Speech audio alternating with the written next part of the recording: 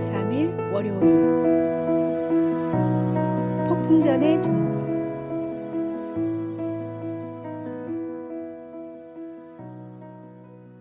농장을 믿고 맡길 수 있는 직원을 구하던 농부가 있었습니다.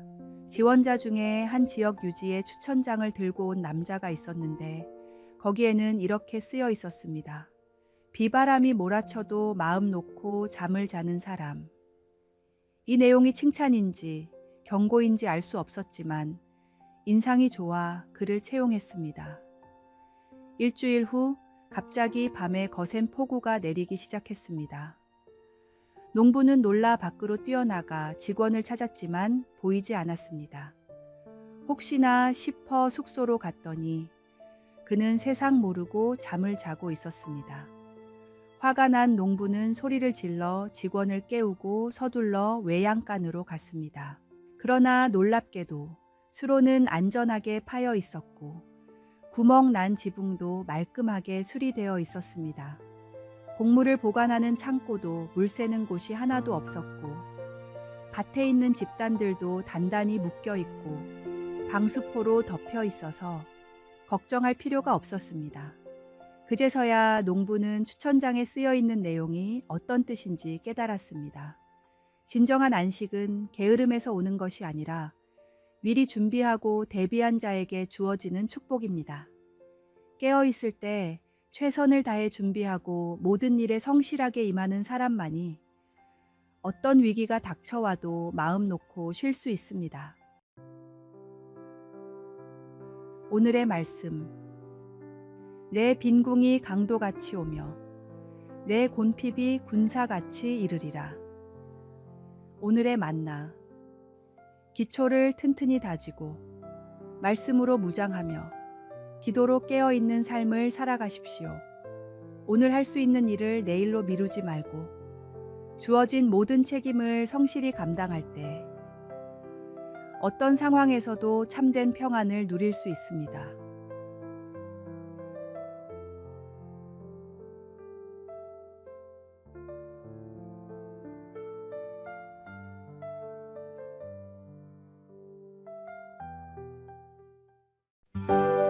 (6월 24일) 화요일.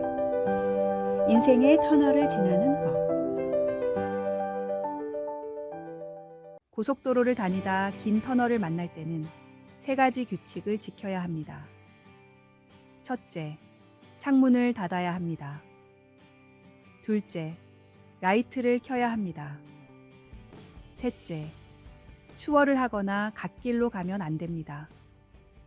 그런데 그리스도인이 인생을 살다가 어두운 터널을 지나게 될 때도 이와 똑같은 규칙을 적용할 수 있습니다. 첫째, 세상을 향한 창을 닫고 하나님께만 마음을 집중해야 합니다. 진정한 해결책은 세상 밖이 아니라 하나님 안에 있기 때문입니다. 시련의 시간에 세상 사람들의 목소리에 마음을 빼앗기지 말고 오직 주님의 음성에만 귀를 기울여야 합니다. 둘째, 말씀으로 어두운 길을 비추일 등불을 켜야 합니다. 시편 기자는 주의 말씀은 내 발의 등이요 내 길의 빛이니이다 라고 고백했습니다. 인생의 어둠 속에서 우리를 인도해 줄 수 있는 것은 오직 하나님의 말씀뿐입니다. 셋째, 다른 길로 빠지지 말고 하나님이 주신 사명, 내 안에 굳건한 비전을 향해서만 직진해야 합니다. 시련 속에서 지름길을 찾거나 원칙을 벗어나는 유혹이 있지만 그것은 더 큰 위험으로 이어질 수 있습니다. 인생이 아무리 어둡고 힘들어도 말씀을 벗어나지 않고 주님만 바라보며 푸른 하늘이 나타날 때까지 인내하는 것이 중요합니다. 오늘의 말씀. 인내를 온전히 이루라. 이는 너희로 온전하고 구비하여 조금도 부족함이 없게 하려 함이라. 오늘의 만나. 모든 터널에는 반드시 끝이 있고 그 끝에는 더 밝은 햇살이 기다리고 있습니다. 인내로 터널을 지나면 더 강한 신앙과 성숙한 인격이 당신을 기다리고 있을 것입니다.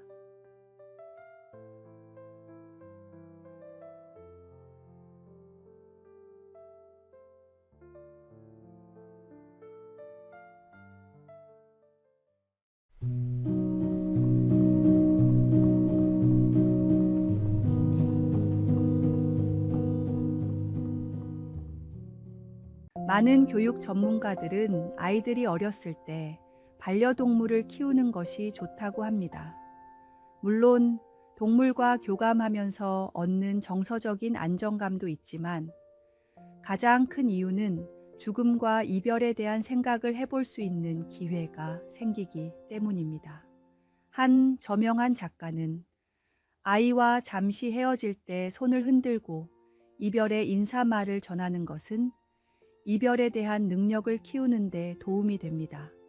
어렸을 땐 잘 몰라도 커서 겪는 이별의 상황에서는 분명히 큰 도움이 됩니다. 라고 말했습니다. 이별을 경험하고 받아들이는 법을 배우는 것은 인생의 중요한 과제입니다. 그러나 그리스도인에게 죽음과 이별은 세상 사람들과는 다른 의미를 갖습니다. 예수님을 믿는 우리에게 죽음은 끝이 아니라 새로운 시작이며 이별은 영원한 이별이 아닌 언젠가의 재회를 약속하는 잠시의 헤어짐입니다. 정말 사랑하는 사람들과 영원히 함께하기 위해서는 함께 예수님을 믿는 방법밖에 없습니다. 이것이 우리가 전도에 힘써야 하는 가장 근본적인 이유입니다. 죽음이 끝이 아니라 영원한 생명의 시작임을 알고 사랑하는 이들과 함께 그 영혼을 준비하는 마음으로 전도에 더 열심을 다하십시오. 오늘의 말씀. 이 썩을 것이 썩지 아니함을 입고 이 죽을 것이 죽지 아니함을 입을 때에는 사망을 삼키고 이기리라고 기록된 말씀이 이루어지리라. 오늘의 만나. 사랑하는 이들에게 복음을 전하는 일에 주저하지 마십시오. 주님 안에서 우리는 이미 영원한 생명을 얻었습니다.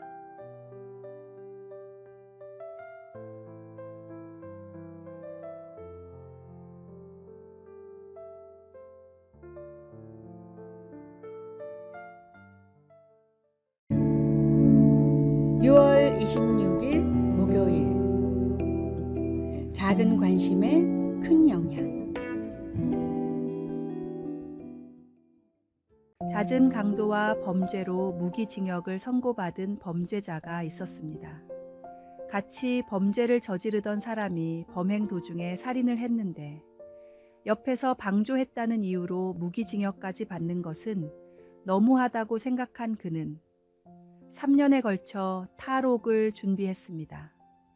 그는 너무나 치밀하게 준비하여 결국 탈옥에 성공했습니다.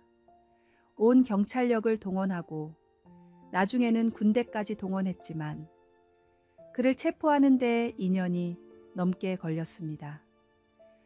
다시 감옥에 들어간 그는 일기를 쓰기 시작했는데 그 중에는 다음과 같은 글이 있었습니다.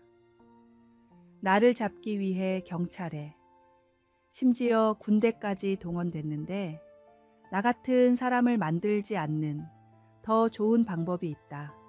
내가 초등학교 때 단 한 번이라도 선생님에게 칭찬을 받았으면 이렇게 되지는 않았을 것이다. 5학년 때 돈이 없어 학교에 그냥 갔는데 선생님이 너 돈도 없는 녀석이 뭐하러 학교에 왔어? 라고 하는 순간 내 안에 악마가 생기는 걸 느꼈다. 이 일기는 작은 말 한마디, 사소한 행동 하나가 한 사람의 인생에 얼마나 큰 영향을 미칠 수 있는지 보여줍니다. 어쩌면 일상에서의 작은 배려와 관심, 그리고 적극적인 사랑의 실천이 세상을 말씀대로 바꾸는 진짜 필요한 일일지도 모릅니다.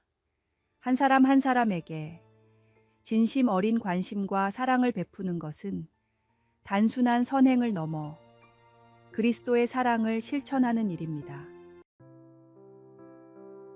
오늘의 말씀.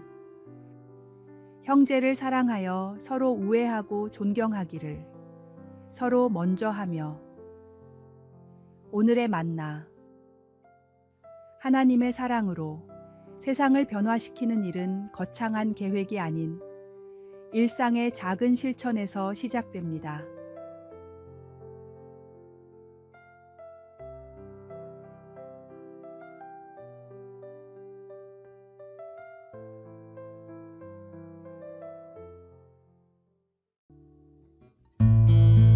(6월 27일) 금요일.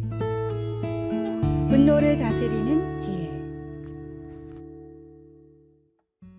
건강보험평가원에 따르면 분을 참지 못해 홧김에 폭력을 휘두르는 분노 조절 장애가 몇 년 새 40%나 급증하고 있다고 합니다.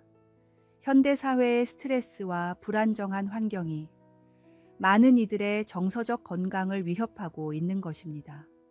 하버드 의대의 박사는 평소의 관리로 이런 감정과 정서적인 어려움을 다스릴 수 있다며 5가지 방법을 권했습니다. 첫째, 일반적인 스트레스에 대한 반응을 관찰하십시오. 평소 스트레스에 대한 반응을 알아야 그 심각성을 깨달을 수 있습니다. 둘째, 자신을 소중하게 여기십시오. 자신을 소중히 여기는 사람은 다른 사람에게도 함부로 하지 않습니다. 셋째, 영혼에 유익한 일에 투자하십시오. 책을 읽고 음악을 듣고 기도를 하고 말씀을 묵상하는 일은 정서적으로 큰 도움이 됩니다. 넷째, 나를 지지하는 사람들을 자주 만나십시오. 나를 확실히 지지하는 사람과의 만남은 스트레스를 이길 수 있게 도와줍니다. 다섯째, 감사하는 마음을 생활화하십시오.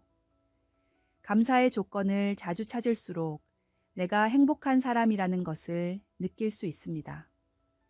감사와 평안이 마음에 없을 때 분노와 시기가 마음을 사로잡게 됩니다. 하나님의 말씀과 기도로 마음을 지키고 받은 은혜에 대한 감사와 주님이 주시는 평안으로 마음을 가득 채우십시오. 오늘의 말씀. 노하기를 더디하는 자는 용사보다 낫고 자기의 마음을 다스리는 자는 성을 빼앗는 자보다 나으니라. 오늘의 만나. 매일 감사할 일들을 적어보고 기도와 묵상의 시간을 통해 영적으로 충만해질 때 우리의 마음은 더 큰 평안과 기쁨으로 채워질 것입니다. 분노는 잠시지만 하나님의 평안은 영원합니다.